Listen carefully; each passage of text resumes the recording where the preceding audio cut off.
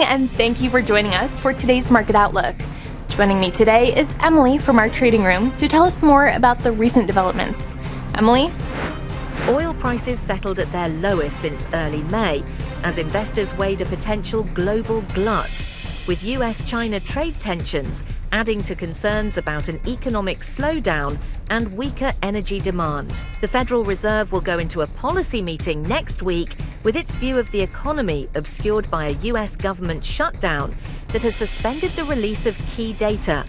A less than ideal situation for policymakers divided over which risks deserve the most attention. Wall Street stocks moved sharply higher, with technology shares providing much of the upside muscle, as generally upbeat quarterly earnings results helped revive investor risk appetite.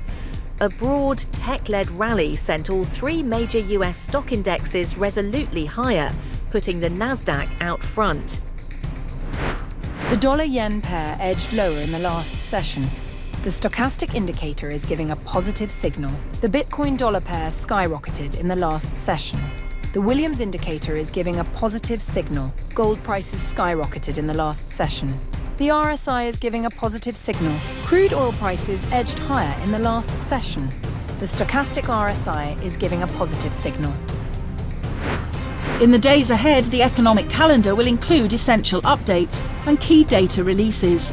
These high-impact events are expected to influence market behaviour and could lead to significant price movements. Understanding the importance of these releases is key for strategic planning.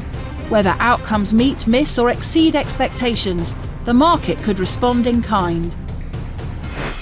We hope that you've enjoyed our Tuesday's financial report. On behalf of all of us here, we wish you a productive trading day.